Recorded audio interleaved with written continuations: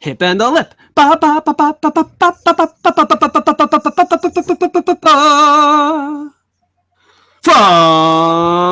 unknown parts of metropolitan New York City, I am the hip and this is a lip. Yes, good evening, everybody. On this Tuesday evening, the 27th of December, it is the end of 2016. This is our end of the year wrap-up show, our last show for 2016 as we finally move on from this, I don't know, less than stellar year, 2016. Another death today in the celebrity world, and everybody just keeps making jokes about which one is going to die next before the end of the year. But hey, year's ending. We're ringing in a new year. Let's conclude this year on a good note, on a hipster note, and away we go. All right. Yes, thank you. Thank you for mentioning death in your opening remarks, the lip. Thank you very much. Yeah, so I know how bleak the tone of our last show was, so I just wanted to make sure that if anybody wanted to uplift themselves at the beginning of the show, I'm bringing them right back down. So stay down. All right, well, your opening remarks, you continue to outdo yourself on Hip and the Lip, episode 41. We are a New York sports podcast. And every show in the year 2041. Yes, we had 41 shows. This will be our 41st show in the year 2016, and our final show, not forever. Oh, yes, you were worried there for a millisecond. We got plenty to discuss. The New York Giants are in the playoffs. They are. All right, they're in the playoffs. Backing in. Playoffs. Yeah. Yeah, even though they lost playoffs. That's right, Jim. That's right, playoffs. That's right, Jim. Believe it or not, the New York Jets are not in the playoffs. Oh, what again. We'll go into some playoff scenarios. It hurts my head, frankly, even though there's only 2 open spots remaining. We'll get to some Knicks. We'll get to some Islanders, and of course the hipster, the beer of the week, and whatever else comes up, because there's always something from the lip that no one ever knew existed. Of course, we'll see what that is tonight. Yeah, maybe I'll empty my head on our final show of the year 2016, or maybe I'll save some tidbits for next year too. We still have plenty of shows to go, plenty of shows to do over. Well, who knows how long? But our concluding show of 2016. All right, indeed. So the New York Giants lost at Philadelphia on Thursday. We're now several days removed from that game. Yes, the pain may not be several days removed. Of course, the pain from my recent stomach bug is not removed, and I'll be looking forward to alluding to that several times throughout tonight's show, because that's the humor that everyone likes, liquid coming out of multiple orifices. Yes, indeed. Especially simultaneously, episode 5. So yes, of course. Episode 5's last 5 minutes. Lives in infamy, episode 5. Indeed. So, we did discuss it would be a close game with the Giants and Eagles. It did turn out to be a relatively close game, but it was at the heels of the Giants having to play hurry up and in comeback mode, because the Eagles scored a lot early and the Giants were forced to play in comeback mode for a lot of this game. But they did have their chances. Nothing before you blinked. Right. So they did have their chances and they fell short. And so we were wondering, would the teams that would have to lose to get the Giants in all win, and then the Giants would have to actually show up on Sunday and be at risk of not making the playoffs at all? Well, the Tampa Bay Buccaneers did the Giants a big favor and fell to the New Orleans Saints. Yeah, 3 of the teams won first, and then the Bucks, yes, lost to the Saints. That's right. So the Bucks did the Giants the big favor, yes, and did. So now the Giants back into the playoffs, clinch the 5 seed. That is locked in. It's a question of who will they be playing in the wild card round of the NFL playoffs. There's 4 potential opponents. 4. Okay, and so take it away with the 4 potential opponents and your take or takes on the game at the Eagles, a game that if the Giants had won, remember, if they won the game, they would be in the playoffs. At the time, they were not locked in. And so this was a game that they were obviously looking to win and solidify their spot in the playoffs, and they came up short. So take it away. Well, I mean, the big theme of this game is Eli Manning, and that's what everybody's talking about after the game concluded. And, going into the last week of the season and going into the playoffs, the question is it's surrounding their former two-time Super Bowl MVP quarterback who has, was 36 years old. He's started every game for this team since 2004. But that's where the questions are now surrounding this team is, can their quarterback get the job done in the postseason? And, nobody's worried about the defense. I know the defense did not have a great game on Thursday against the Eagles. That opening drive set a bad tone for the game, I thought. They had trouble. Like I said, I thought they would have trouble with the smallest running back, Sproles, getting to the edge, which he did. He gave the Giants a few fits there in the game, scored the first touchdown, that pick six. Once it got the 14-0 again, before you blinked, before you even sat down with your hipster beer in hand, it was 14-0. And you're like, well, what the hell just happened? But Eli threw I think he threw a franchise record, like 63 passes in the game or something ridiculous like that. They had to they were behind, like you said, the whole game, so he had to be throwing the whole game. But they were able to close the gap there in the second half. They had a couple of chances with the ball, down by 5 points to win the game, at least take the lead, and they weren't able to get the job done. Eli was not able to get the job done, and a couple bad penalties in the game against the Giants, or bad calls, including a no call on a fourth down pass to Sterling Shepard, who, the pass kind of floated, but Shepard, was clearly grabbed by Nolan Carroll. No call.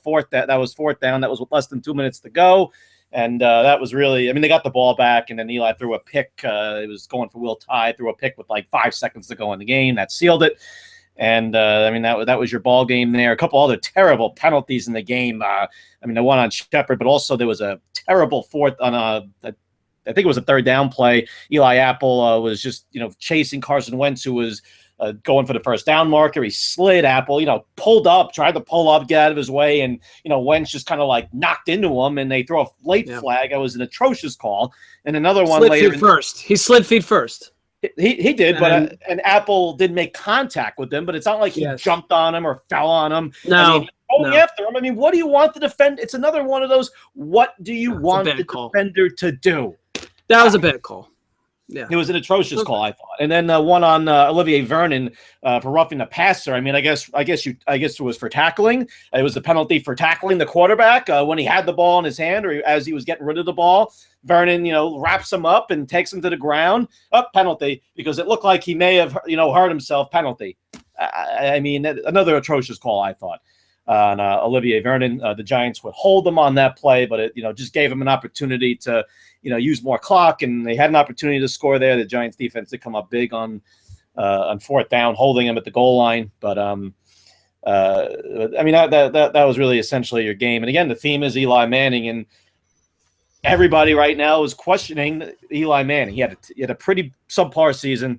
Never got into a rhythm with his receivers. Had a few big plays to Beckham, but that was mostly Beckham.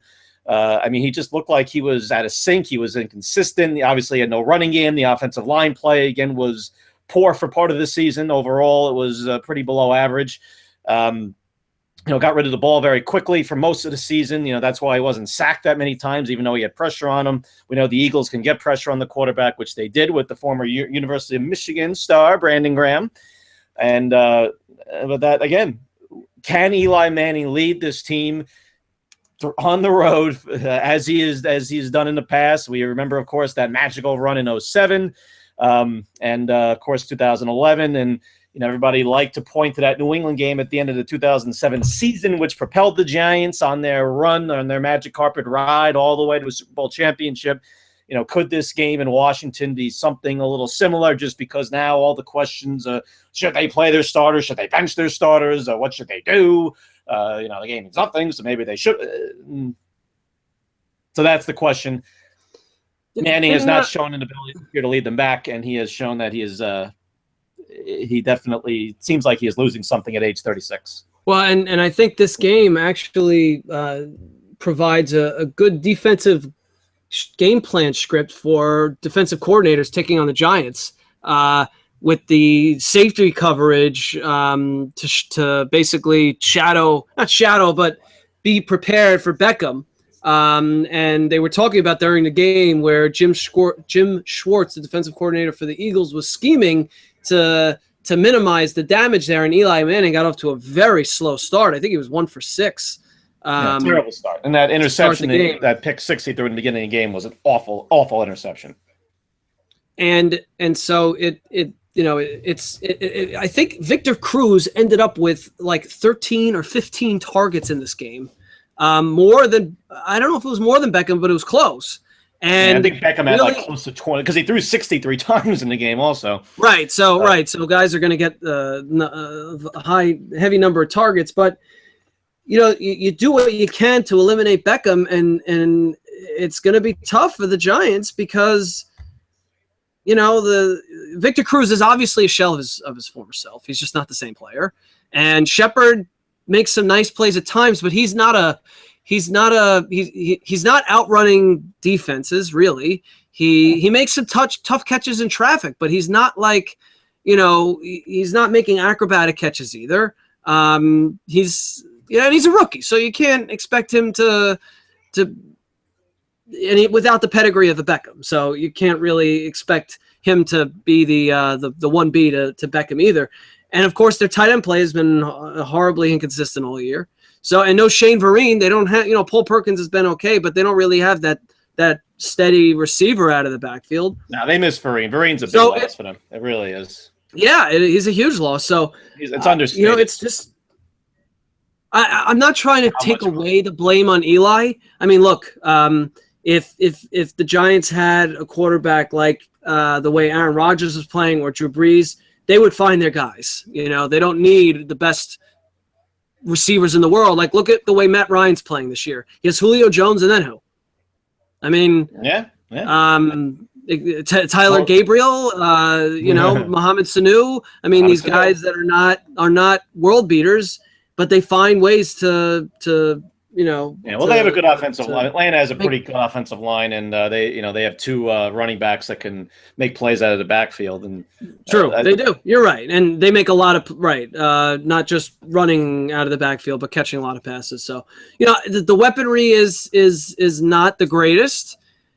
You do have a world-class receiver, and if a defense is able to get him a little chippy in the ongoing and really eliminate him, then it's tough. I mean, they have no running game to speak of. Paul Perkins has been decent, but I don't think they're ready to hand the reins over to him because Jennings does show you a little bit. He's a veteran. Every now and again. He's a steady, but if he's not getting again, if there's no push at the point of attack with the offensihave line, Jennings isn't going nowhere. He's gonna, he'll run into the line and fall down. He'll get a yard or 2. I mean, Perkins at least has the ability to make people miss. He has some burst. He has some agility. I mean, I like what I've seen from Perkins. I don't know if they're going. I mean, I think he had a few more touches than Jennings did on Thursday. But yeah, I mean, like you said, they're not ready to just hand it over to Perkins and have him, be an every down back. He's still, Jennings is still, better in pass protection. That's where Vereen really was really good, and where they really miss him. But like if they're going to shade coverage, yeah. Look, the Giants getting behind early obviously did not set the tone well for them, given the way this offense is played. Their hand was forced. How much do you think Jenkins being out hurt this team? Because there were a couple of, Nelson Aguilar wide open for that touchdown. Yeah, that was against Apple. That was right after the penalty also on Apple. That was that same drive.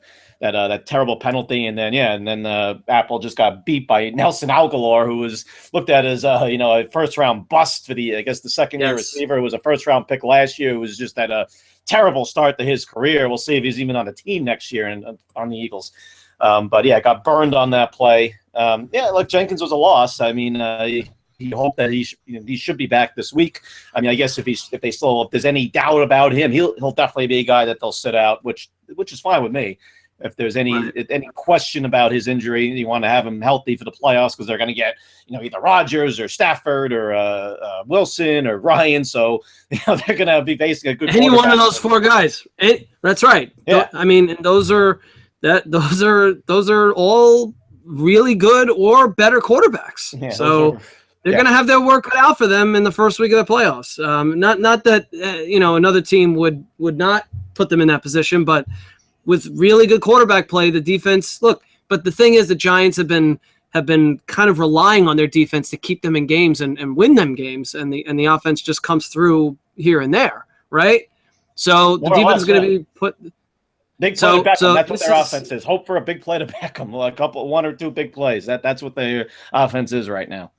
And Beckham caught a lot of balls on Thursday, but yeah, like you said, I mean, they were shadowing their coverage to him because I mean, the idea now is not to let him catch the ball, on a 10 to 12, 15 yard, whether it's a slant or whatever, or an out, and then he turns upfield. I mean, that's what they're trying to stop. And, the Giants are going to have to adjust to that and then also get other guys involved. And so for this defense to be firing on all cylinders in round one, yep. What do you do for week 17 with the players?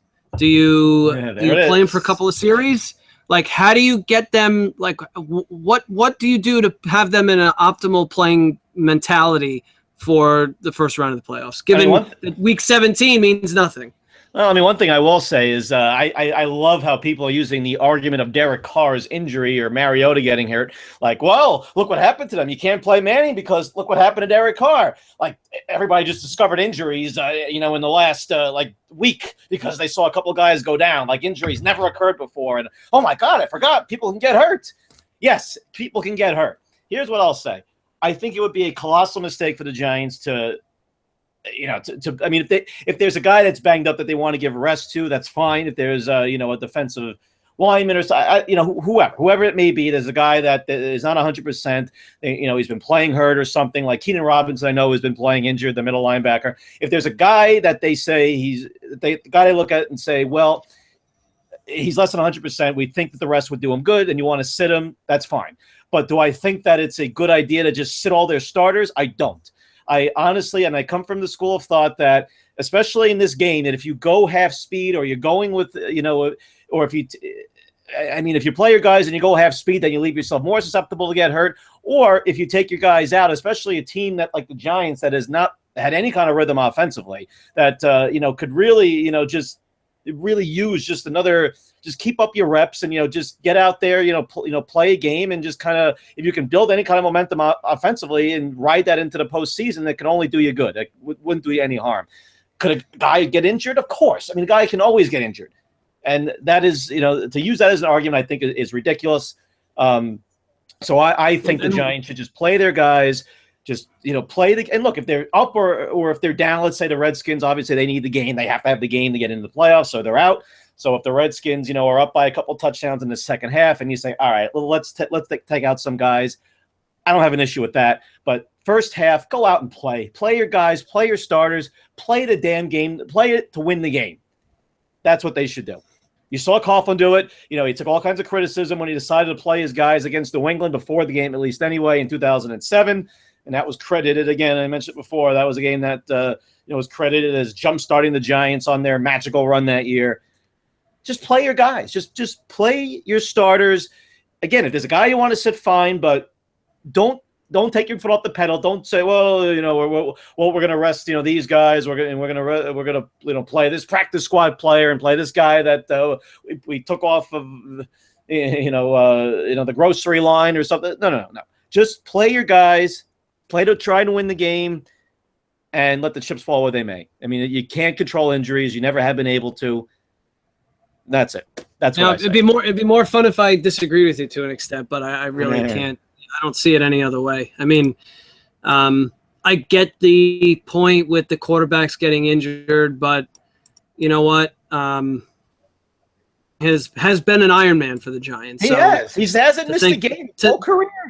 So to think that this is going to be the one game where the guy goes down and can't get back up for the playoffs, and you have to sit him, and it just look, you like you said, this offense has been sputtering the whole year. They obviously need to work. McAdoo is going to want them to work on things, and you might be sitting in a shootout with one of these teams following next week in the first round of the playoffs. And playing comeback mode again, you just need to work out those kinks. I don't know if they're going to, but at least try. And the best way to do it is look, play your divisional opponent who has something to play for. They're going to be playing at full speed. They are. Come right back at them. Come right back at them. And I mean, and even the integrity of the game. I mean, it's just. I mean, this is Washington needs this game. If they were just to play their backups and lie down in the game and just let Washington steamroll them, I mean, it compromises the integrity of the game, and I put value into that. I mean, Yep. I mean, NFL likes to pride itself on a competitive balance. Well, it goes out the window if you have a team that says, well, we don't need the game. We're gonna rest all of our starters and play our backups and taxi squad guys, and against a team that has to have the game to get in the playoffs, and obviously other teams are looking for Washington to lose, so they have an opportunity to get it. So right now. So we mentioned Green Bay, Atlanta, Detroit, Seattle. The Giants are going to play one of those 4 teams. Yep. Green Bay and Detroit play on New Year's night. That game got flexed, right? That's a Sunday night game. Sunday night game. Winner takes the division. The loser may not make the playoffs, depending on how other things go, right? Now, is that so? That's true for either team. So neither Green Bay nor Detroit have a guaranteed playoff spot as of right now. No. So if I forget what the exact scenario is. There's a scenario where they can go into that game where the loser's out. They can go into that game a scenario where the loser is the wild card. So the loser's still right, because everything else will be settled. Right. That's the last game of the week, right? Because the last week of the year they don't do Monday Night Football. Yeah. No. This is it. Sunday. That's it. So, that'll be the last game. That's the last game of the week. Right. That is it. Yep. Okay. So they'll know, and that'll be look. I mean, I think everyone in all the other NFL teams who are in the playoffs will be rooting for Detroit. If it's a win you're in, lose you're out game. I mean, who wants to face Aaron Rodgers right now? Yeah, well, that's true. I mean, we saw the Giants, of course, both their Super Bowl years going to Green Bay and win. One with Brett Favre, of course, and then the other one with Aaron Rodgers in his MVP season.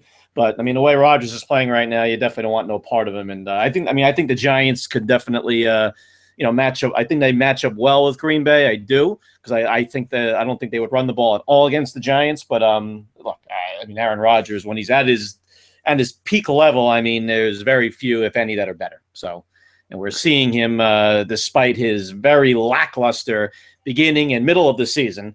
After the Packers got trounced by Washington on Sunday night, and you're saying, wow, the Packers look awful. Looks like they're done. And then they come storming back, win a game in Philadelphia, and off they go. And, now they're at the precipice of, getting into the playoffs, winning that division and getting into the playoffs. And who knows, maybe make another run here. I'm sure there'll be a very trendy pick for those that want to pick against Dallas. I'm sure they'll look to Green Bay if Green Bay does get in as the NFC representative to take on the New England Patriots. I heard the NFL canceled the AFC playoffs. Is that true? They said everybody go home. The Pats are in. The Pats are going to represent the AFC in the Super Bowl this year. So everybody else go home. I thought you were referring to this team that was going to make the playoffs. Let's go Jets. Well, let's go Jets. They should have canceled. They should have canceled the game last Sunday again, the Jets-Pats game, because that was not a game. That was a Philadelphia sparring session. Well, that's really one of those college games where it's just a Division 1A opponent against a small school that just wanted to face the big team and just got completely blown out, and it was just a men among boys, because that's what it was. It's not supposed to happen in the NFL. No, it's not. Not supposed to happen in the NFL, but sparring partner. That was pretty much what it was. Bryce Petty got injured again, knocked out for the year on injured reserve, and so the Jets are at 4-11. I don't know if I saw what happened to Todd Bowles. He was hospitalized the day before the game. Yeah, apparently he was just had something coming out of one of his orifices. I guess the passing. Well, I guess wherever you pass the kidney stone. That's right. I guess he had kidney stones. I guess it was kidney stones. Okay, I think so. Yeah, I think that's what they said. So I didn't know if he was going to be on the sideline, and I'm sure he would have liked to have stayed home and had the earpiece.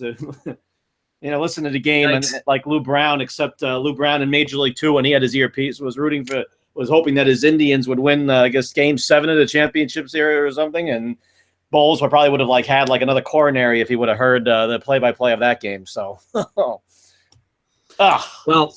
so look, I mean, it was just disgusting, and so now the Jets play. They host the Bills. We'll get to the Bills in a minute, but before we do, there was an article, Manish Mehta, New York Daily News, Jets beat writer, who came out today before it was announced that Fitzpatrick was going to be the starter, or maybe he said this yesterday, Manish Mehta, and he said that Christian Hackenberg must start this game. And so, look, I understand his points. His points are, it's really between him and Fitzpatrick. You have nobody else because Petty's done. Fitzpatrick's not going to be on the team anymore. So what's the point of playing Fitzpatrick when you have the second-round pick who's there, who you at least want to see what he can do? I mean, okay. Thing is, that's fine. Fine. I get it. But have you seen what Hackenberg has done on the practice field? Is my question to Manish Mehta. Look, I have not. I don't know, but I think they just believe that he has no business being on an NFL field right now, and say, well, we're not even going to put him out there because he's so overmatched. I think that's probably it. That's right. It. So he's showing on the practice field that or maybe they're not even letting him practice. I don't know. Maybe he's working with the scout team. We don't know, but he must show so little that the emotional damage he would endure. And look how they say, well, he's 22 years old. He should be able to handle it. But you throw him out there with no clue of what's going on. That's not something that you could just erase from your memory as your first NFL live game experience. And that is going to hang around as a storyline the entire offseason. If he comes out and sucks, that's just going to make the quarterback controversy even more screwed up because it's going to put more pressure on this team and more debate. Just not even think about him. Why even introduce that aspect to this whole, storyline that we know is already going to exist? There's already going to be debate all offseason long and media coverage about who the Jets' next quarterback should be. Yeah, I mean, I think throwing in the fact that Hackenberg is a terrible game is no good. Look, hang on to Hackenberg. See what a full offseason will do. I don't know. Just give him that chance at least without completely blowing it in a meaningless game, in a completely meaningless game which will be against a Rex Ryan less and a Rob Ryan less Buffalo Bills. How about that? Can today. Both Ryans out in Buffalo, and Lynn takes over, the offensive coordinator, whoever takes over as head coach. Yeah, it's amazing what's going on right now in Buffalo. I mean, with the Sabres and the Bills, I mean, that poor Buffalo. And I was there for 4 years. I went to school there, and they are very passionate about both their professional sports teams. And oh my God, in Buffalo now, 17 years without a playoff appearance for the Bills. I mean, oh my God, that 4 straight Super Bowl appearances by the Jim Kelly, Marv Levy-led Bills of yesteryear. I mean, it seems like that's eons ago. I mean, oh my God, that team has just been a disaster. I mean, for years. Rex Ryan, he's just like a cheerleader. We know Rex Ryan's just like a cheerleader type coach, like a Mike Tomlin or whatever, just a cheerleader type, not anything too special, right? Well, you put them in the same category. No, No, did you hear? I don't know if you heard me say that. I think Rex Ryan and Mike Tomlin, they're both kind of cheerleader types. I think you kind of put them in the same category, right? No, wait. Did somebody say that? What did Bradshaw say? So Terry Bradshaw. Okay. Terry Bradshaw earlier this week came out. What was, but okay. Well, I actually don't know if he mentioned the words Rex Ryan, but he said Mike Tomlin is a cheerleader type coach, and that he's just not a very impressive NFL coach. And I'm thinking to myself, why are you opening your mouth about this? What upside is there? What are you gaining other than getting your name plastered everywhere and everyone essentially disagreeing with you? What are you thinking, Terry? What's going on in the noggin? He's like the whimsical old man. What's Terry going to say next? Kind of like the jovial, like whimsical old man that always has something kind of like odd and goofy to say. That's kind of like his role on Fox NFL Sunday. So I think. Yeah, but like, okay, fine, but to do it to your franchise, And he's won a Super Bowl, coach Tomlin. that, I mean, you're going after a coach that's had right, success. and he has like a 63% winning percentage, which is really good. And he's made the he playoffs. Does some wacky things, Tomlin, with his 2-point conversions. I don't understand what he's doing there sometimes. But fine, okay, but you know what? At the end of the day, the record speaks for itself, and it does. You say that after 9 years. I mean, of what he's done, I don't. Well, I mean, I just was baffled by that. I mean, we know Terry Bradshaw's kind of that guy. You know, he's a bit bombastic, but own franchise. I mean, how awkward is it going to be whenever he goes back there now and faces whoever in the organization? I mean, he's just such an idiot for saying that. It was a dumb thing to say. I mean, it makes no. I mean, it doesn't make any sense. It's so stupid. I mean, and they love Tomlin. I mean, as far as I know, I mean, they love Tomlin in Pittsburgh. I mean, there's a reason why they've only had 3 coaches in the last 50 years or whatever it is.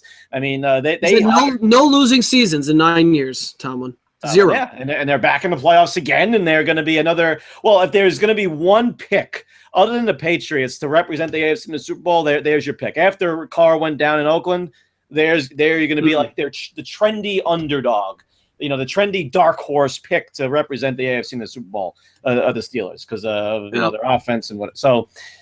Yeah, it was stupid. I don't know what the hell. I didn't hear the exact quote. I didn't know he called him a cheerleader. I mean, it's just dumb. I don't know what he's looking to. Like you said, I don't know what he's looking to accomplish there.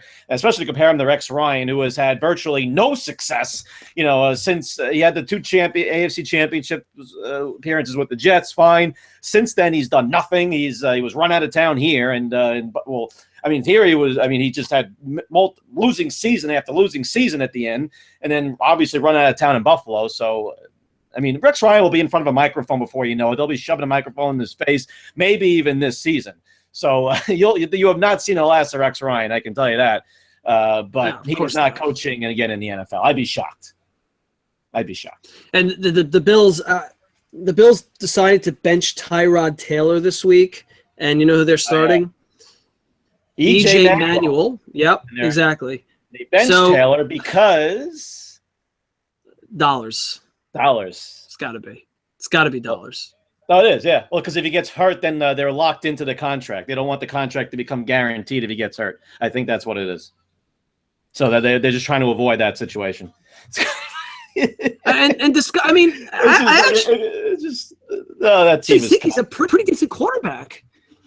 I think he's pretty good. I don't really know why there's such a knock. I feel like putting aside the benching that the Bills aren't Taylor, and I don't really get it. I mean, you look at who his offensive weapons this year. Yes, he has LaShawn McCoy. LaShawn McCoy had a great year when he was on the field. Okay, but his receiving core was terrible, probably the worst in the NFL. Robert Woods, come on. I think it's pretty fair to say that the Buffalo Bills had the worst receiving core in the NFL this year, and Tyrod Taylor, he made the most of the opportunities. I feel. I mean, Marquise Goodwin, Robert Woods, Justin Hunter. These are the guys that were getting a lot of snaps in the games. Yeah, the Tennessee cast-off, man. Of course, Sammy Watkins getting hurt killed this team. And if Sammy Watkins was healthy all year, he's a legitimate game-breaking receiver when he's healthy. If Sammy Watkins was not injured this year, I think Rex Ryan may still have a job. Potentially, yeah, potentially. I mean, they're going to finish. If they beat the Jets, they'll finish 8-8. That said, their defense did not play nearly as well as Rex Ryan. If you saw any of that game on Sunday against Miami, oh my God, their tackling. I think that was worse than anything the Jets put out this year in terms of tackling. I mean, they had no desire to tackle any of the Miami players. I mean, Jay Ajayi, he must have broke like 1,000 tackles in the game. I mean, it was comical. I mean, it was like, well, what the hell is going on here? And they had a chance to win Buffalo. They just blew that game. I mean, as usual. I mean, that's Rex Ryan. I mean, he just still has no idea how to be an in-game coach, how to manage a game. He just still is clueless. And, the Buffalo, they were just wooed by his bluster and his, you said, Terry Bradshaw, bombastic. I mean, that's Rex Ryan to you also. And they bought into it just like everybody here did. Everybody just, ate it up and, drank the Kool-Aid. And now this is what you have. So at least, they admitted a mistake and now have excised the mistake now. So, yeah. See if they bring in a real just coach back there. to the playoffs just back to the playoff scenarios for one more moment here. There's a team that I believe in the NFC that still has a chance to make the playoffs that we have not yet mentioned. Well, we did mention them, but we didn't mention them as a team with a chance to make the playoffs. Yes, that'd be the Tampa Bay Buccaneers. I believe you're alluding to, correct? Tampa Bay Buccaneers, again, they by virtue of their loss against the New Orleans last week, solidified the Giants to back in as the number 5 seed. But Tampa Bay could still make the playoffs. Yes, should we go over the scenario because it's pretty funny. It's pretty amazing. So they need well, first I'll just start out by saying they have a 60,000. It was calculated that they have a 60,000 to 1 chance to make the playoffs. I don't think I have ever seen anything this crazy for a team to make the playoffs going into the last week of the year. And it's all pretty much because of the tie. It's because of Washington's tie that threw everything off. The ties are just like amazing, just like how they just screw up, how they're just so screwy, and how they like kind of work and jive with everything, all the other teams and the records and scenarios and tiebreakers and all that. So, simplified, they need 5 teams to lose. They need the Packers, the Texans. Well, I'll start with the NFC teams. The Packers, the Seahawks, and then the Eagles, the Texans, and the Colts. So that's 2 teams that could be in the playoffs, or 1 team that will be, and 1 team could potentially be in the playoffs. 1 team in the NFC that's out already, that's the Eagles, and 2 teams in the AFC that they need to lose. And you're probably thinking, what the hell? Why? And then I'll also throw in that they then need, and we'll get to the reason why in a second, but they then need the Giants-Washington game to end in a tie. Has to end in a tie. And the reason that they need the AFC teams to lose is because of the strength of schedule tiebreaker. That's the tiebreaker that would come into play for Tampa Bay to get in the playoffs. It wouldn't be, a conference record or common opponents. No. Strength of schedule. Your opponent's records. I added up all the record of all your opponents of all the teams, and Tampa Bay gets in. If those teams. Well, I don't understand how a tie. I don't get it. Well, because tie better for. Well, let me just finish the thought so make sure the listeners understand where I'm going with this. Yeah. What you just to repeat what you said so they need 5 teams to lose, but they also need the Washington Giant and the Washington New York Giants game to end in a tie. Correct. So my question, and this is what Tampa needs to make the playoffs. Yep, 60,000. My question is, yes. Just with a math background, I mean, it just seems obvious to ask, how would a tie benefit Tampa Bay between the Redskins and the Giants versus a Redskins loss? Because I think how does Tampa Bay not make the playoffs? Because I think how does a tie benefit? I think it has something to do with the strength of schedule still, because they would be in a tie then, because they would win tiebreakers then with what? Because I think I'm not 100% sure on that. I'll be honest. I'm not expecting you to know. I mean, it just seems. I think it has something to do with the teams that they'd be tied with. And then with Washington, if they lose, because then they have 7 losses, Washington, as will. I see. I think I see what you're saying. So, because they look at strength of schedule. So basically, what strength of schedule means is they're looking at how the Buccaneers fared against other teams, and if other teams won games, that's better for strength of schedule purposes because the teams that they played against were better. Right. So comparatively to the other teams that they're tied with. Right.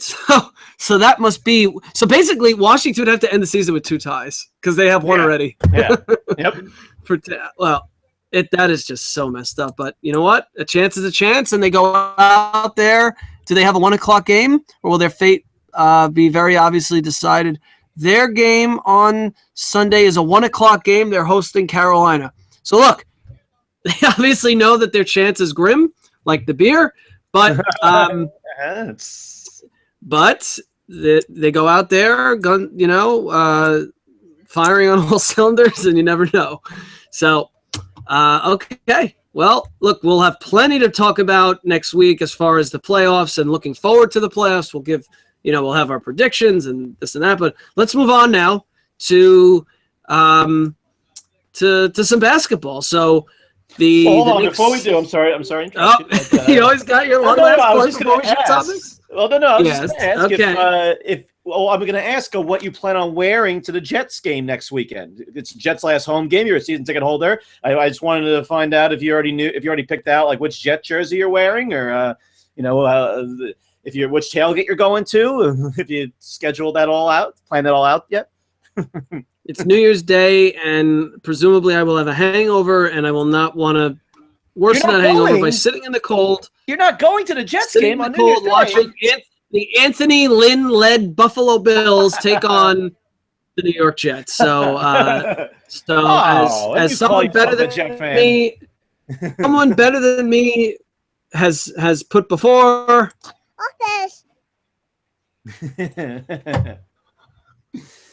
Okay, so right. thanks for getting that in. So, look, I mean, the Knicks they had a tough one against the Celtics on Christmas Day. It was a noon start. They were pretty much playing from behind the entire game. They just couldn't break through. The Celtics just two teams that are very close in record.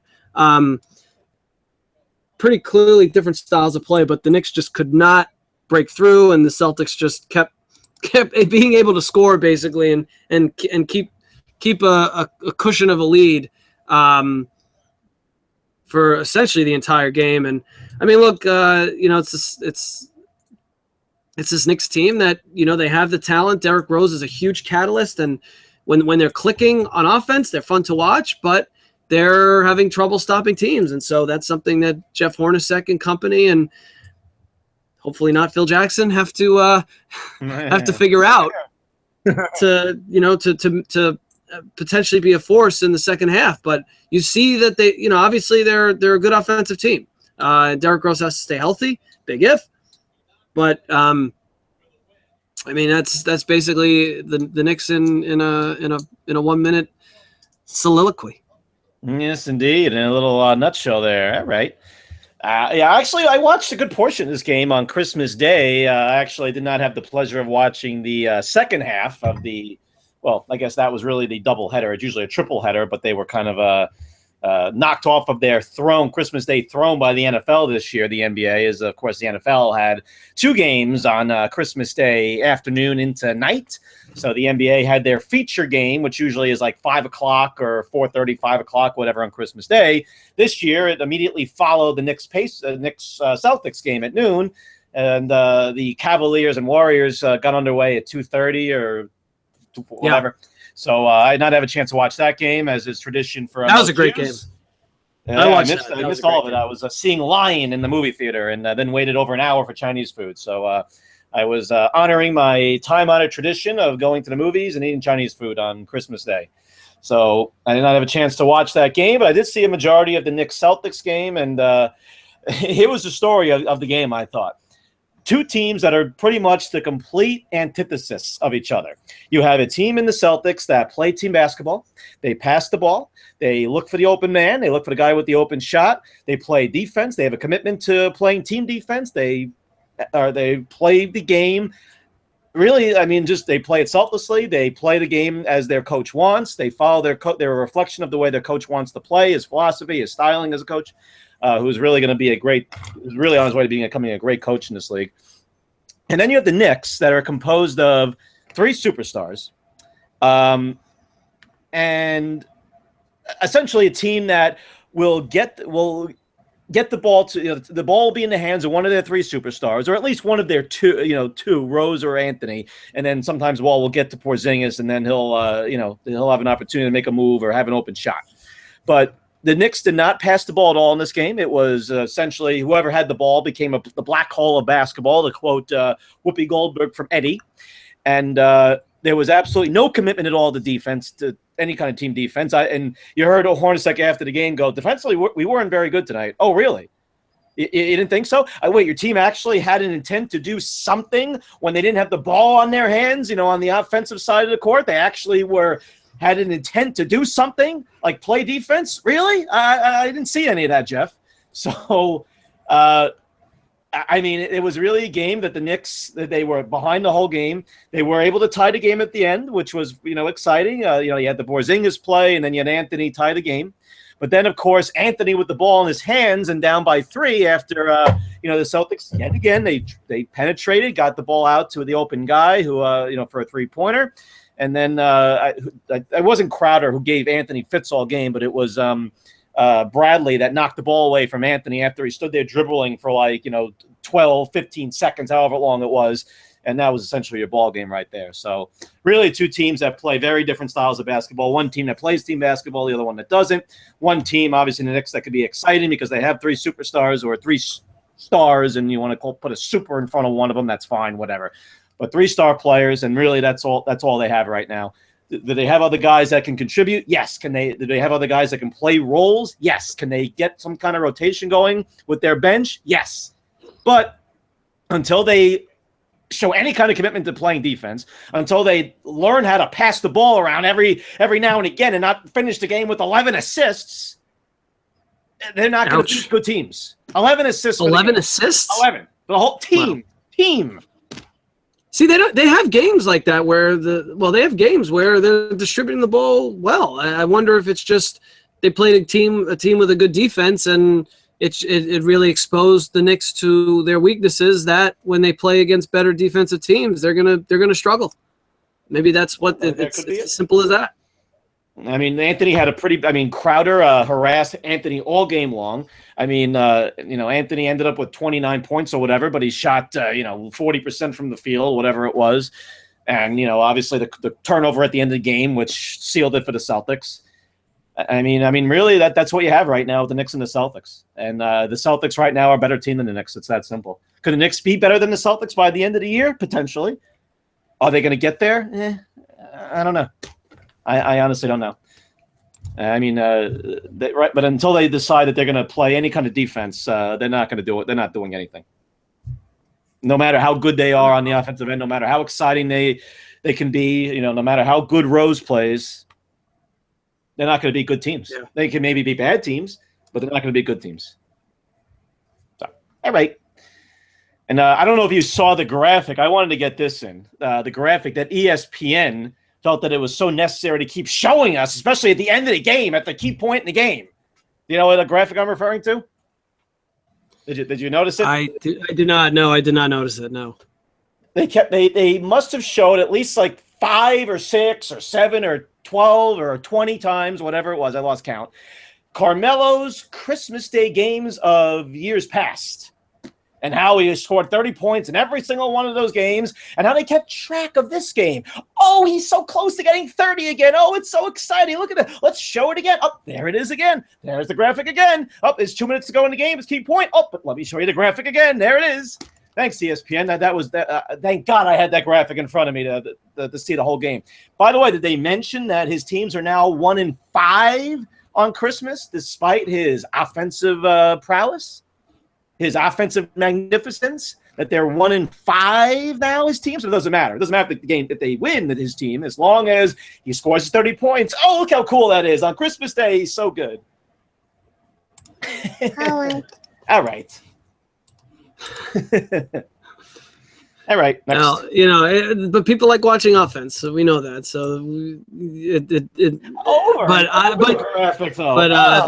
is. You saw it once, okay, twice, fine. At the end of the game, they're showing it like that's more important than the outcome of the game. They're showing it again. Like they're trying to keep people watching. Yeah. Will he get the 30? And he did not, and they lost. So. Funny because it's true. Oh well. And they lost. Now they're 1-5 as teams. That we're not going to mention. How about on the rink? We got a team with a 2-game winning streak right now. What, the Rangers? Well, the Rangers won tonight. Yeah. Let's go and just. Oh, those guys. Yes, the New York Islanders. Yes. Well, did you see any of the game this evening? They took on the Washington Capitals. I was, of course, getting excited Yes, with Andrew Ladd scoring 2 goals, up to 7 on the year now. Yeah, so after he scored that second goal, was there anything coming out of any of your orifices? Not because of illness, but because of just pure shock. I mean, I obviously expected it to happen. You on the other hand, I think you just told us what happened with your orifices. This is apparently the episode of orifices. Well, I think I was paralyzed from my waist down after Ladd scored his second goal of the game. I was just completely stunned. The Islanders, they just there's so many. I wonder if you've heard maybe I'm sure Eric Hornick can tell us how many games where they've taken a lead in the first period and how many of those games they relinquished the lead in the third period and lost. Oh, I mean, almost every one of the games they. I mean, is this something where it didn't happen tonight? You felt like Washington was gonna. Right, you felt like it was going to happen, like when Ovechkin scored that goal to tie it early in the second. Why cover Ovechkin in the slot? Why cover him? We don't have to cover that guy. You're like, here we go again. Here we go again. The Capitals are going to take control of this game, but give credit to the Islanders for finding, keep fighting and finding ways to score and hanging on at the end. But I don't know. Is this a team that just has like? With the struggles in the third period, do they just get tired? Do they lose focus? Like I don't know. Like compared to other teams, it's not like I don't know. Why have other teams been able to outplay them in the third period? Is that a coaching thing? Is it a mental thing? I think it's a combination. In any event, look, and they're just also not very good. Maybe you want to. Maybe they're just not very good. Look, I took a look at the standings going into tonight in the Eastern Conference, and the Metropolitan Division is kind of stacked now. I mean, that division is just with several teams. I think it's like 7 or 6 of the 8 teams in the Eastern Conference. If the season ended as of this morning, would come from the Metropolitan Division. Just confirming that, but it's 5 stacked. teams right now with over 40 points in that division. 5, and now there was a point where they had like 5 teams that were over 40 just in that division, and then there were only 2 teams in the entire Western Conference at over 40. Now you have a few more teams that have reached the 40 plateau in the West. But the first 5 teams have more points than all but 1 team in the Atlantic Division. The first 5 teams in the Metropolitan Division going into tonight, that is. Yeah, you're right. Every 5 teams other than Montreal, the other 5 teams in the Metropolitan all have more points than the second place team in the Atlantic. Yeah, I mean the Metropolitan Division is just a monster right now. And how about the Columbus Blue Jackets winning 13 games in a row? I mean it is unbelievable the turnaround that has taken place there. And you give credit right now. And our old friend, that's right, our old friend right now, who's doing an amazing coaching job with that Columbus team. Mr. Torts, of course, Gian Tortorella, Ranger fans might remember him. And a guy who has won a cup, a guy who took the Rangers to a conference final, and now he's having after a one-and-done year in Vancouver where they were just a disaster. But now he's in Columbus, and they're 24-9. We'll take away NHL 500. I'm abandoning NHL NHL records. It's 9 losses, but still 24-9 are the Jackets, and 13 in a row they have won. So pretty amazing. And their goalie is back to being his all-star self, Sergei Bobrovsky, who had a very rough year last year. And that team they just fell off a cliff last year. Everything went wrong for them last year, even though they had high expectations. This year they are legit. They are for real. I don't think this is a fluke. I think they are for real. They have a solid defense. They play fast. They play hard. They play physical. They play in your face. I mean, and you give Tortorella credit for adjusting. He has his core philosophies, but he understands that the game is changing and he has to adapt and adjust. And that's what good head coaches do in any sport. And I'm alluding, of course, to the fact that my hockey team has a coach that is clueless and, still, is chasing his tail every game. So it must be nice. Yeah, it must be nice to have a real head coach. So, the Islanders will hit the road with their next game on Thursday. So just keep track of them there. And by the way, the Rangers tonight, they were down early, weren't they? And they ended up winning this game. Yeah, yep. Whatever. They won 4-3, and so the Rangers now 24-12-1. They were down. So 24-13. So Rangers clearly several notches above the Islanders at this stage of the year, rightfully so. All right. Well, all right. The Islanders, I guess, have pulled themselves out of last place in their division. Now the Devils. They have, so one step at a time for those enthusiasts. One step at a time. Yes, the cockeyed optimists. Baby steps, yes. Right. I will say I thought overall tonight, I gave them a lot of crap, and they deserve a lot of crap because they've been crap. But I thought tonight they actually, and I watched a good portion, I thought they played okay. Even in the third period, they had their hiccup. They allowed they had a couple power plays at the end of the game. The Capitals, the Islanders held on. I will give credit to that Ladd line, the Quine Chimera Ladd line that had they had an excellent shift on the goal they scored to make it 3-2. The goal that Ladd scored. It also included a hit by Johnny Boychuk on Tom Wilson.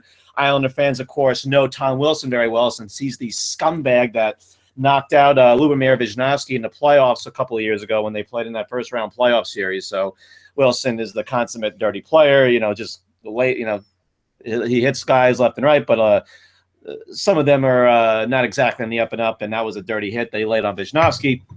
So it was nice to see Boychuk lay out Wilson after actually driving a puck into him, and Wilson couldn't really get back into play. The Islanders took advantage and had some good puck movement on that play, and Quine set up Ladd for a really nice goal. But they supported. There was good offensive support. There was a good puck movement on. So I'll just take the time out because I kind of broke that play down a little bit, or broke that shift down, and they had a really good shift. So, and Anders Lee another goal. So he actually exhibited some speed on his breakaway goal. So Anders Lee continues to tear up the NHL and 13 goals. Yeah, he's up to 13, I guess now, right? 3 behind Ovechkin. Yeah, he's still on. I mean, he's. Again, we said it last show. I mean, he was scoring at a Crosbyan rates. Only Crosby, I guess, has scored more goals or whatever since end of November, Thanksgiving, around that time. Oh. So Anders Lee continues his torrid streak, playing with John Tavares, who continues to kind of muddle along in this season. John Tavares' offensive production has not been what we're accustomed to, and we're hoping that maybe he can refine his game and kind of springboard here, going into the new year. And, because if you want to believe that this Islander team has any chance to do anything this year, they need their superstar center to play better and at least produce more. So, all right. And, of course, other news, Matthew Barzal is tearing up the World Junior Championships for those that care. The guy that played 5 minutes here before he was sent down. And Joshua Hossein, the other stud prospect, has been benched again and has a healthy scratch. And everybody's scratching their heads over the healthy scratch of Joshua Hossein. And we're all just wondering, what the hell is wrong with this team? Well, I mean, what is wrong? What's wrong with them? They have no idea how to develop any prospects. Yes.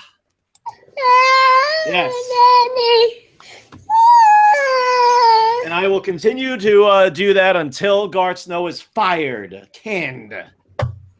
I will continue to shed tears. All right. Let's talk about some beer. Yes, and that of course brings us to everybody's favorite segment of the week. It'll be the last segment of this show of the year 2016. So let's cap off this show with a bang. With that, the hipster beer of the week. Take it away, Mr. Hip. Industrial Arts is the brewery. They are located in Garnerville, New York. The beer, state of the art, number 54. Yes, the beer has a number to it as well. Industrial Arts is, or I should say Garnerville is, if you haven't heard of it, it's in the lower Hudson Valley. It's less than an hour drive from New York City. On the western side of the Hudson. They're just north of New City, New York. They don't distribute bottles or cans as far as I know. So really the only way you're going to be able to drink their beer is on tap at restaurants or at the brewery itself, restaurants and bars. And we were fortunate enough to be at Barcade in the East Village this past weekend.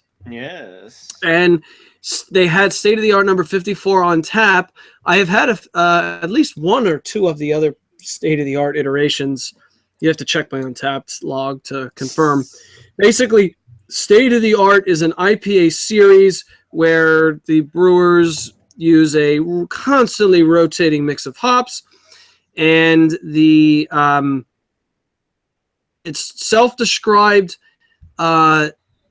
taste with resinous orange, spicy hop notes, aroma of sweet orange, cotton candy, pear, pine resin, Saint earthy, spicy, and bell pepper. Got all that? Good. Anyway, check these guys out. Wait, let me write this down again. Bell pepper, spicy who? What? Resin? Like the thing in the pictures? Yeah, pine resin, pear. It does have almost a flowery taste to it. I guess I would have realized that if I actually knew what I was drinking when I was drinking it. So they have another staple beer called Tools of the Trade. I've seen that in a few bars. Just another one of these up and comers to be aware of. But is that state of the art as well, though? Is that beer also state of the art? No, Tools of the Trade is a completely separately named beer, and Yes, but is Tools of the Trade state of the art? Like state of the art is state of the art. I know. Yes, thank you. I'll be here the rest of the show. 2 more minutes. Yes, for any more of your lovely one-liners. So look, next week we have NFL playoffs to break down. We'll give our prediction. We'll look forward to the game, the road in the playoff series. We'll see which quarterback they'll be to slow down. And away we go. All right. Before we conclude, though, since we have not touched on it, which 2 teams will be left standing in the NCAA playoffs after New Year's Eve? Who is your prediction? Well, I mean, let's go out on a limb and say Alabama's won. I see Ohio State finding a way to win over Clemson. All right, so as unfortunate as it is for me to say, those Buckeyes or they're not. It's not. It won't be done. It won't be pretty, but they'll make enough plays on both sides of the ball, cause a few turnovers, and squeeze it out over Clemson. All right. That's my. All right. Well, how about yourself? All right. Well, then I'll just I'll say Alabama, and I'll take Clemson. There we go. Going all in with Alabama, like you said. All right. So next. Yes. All right. Next. All right. So we wish everybody a happy, safe, healthy New Year to end 2016.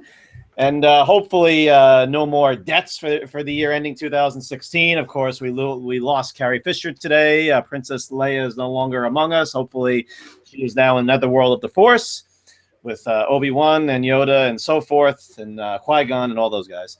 But yes, so hopefully no more notable deaths for this year. And yeah, we get to look forward to the in memoriam for the Oscars, which will probably take up half the show now, since it seemed like there were so many celebrity deaths in 2016. So we can finally get this year over with, move on into 2017, and we start off with a bang with a little presidential inauguration coming up in less than a month now. So get ready, get excited, and God help us all. All right. All right. Thanks for listening, and you can follow us on Twitter at Hip and the Lip, like us on Facebook, subscribe to us on iTunes or Stitcher for Android users. All right, bye. All right, next. Happy New Year.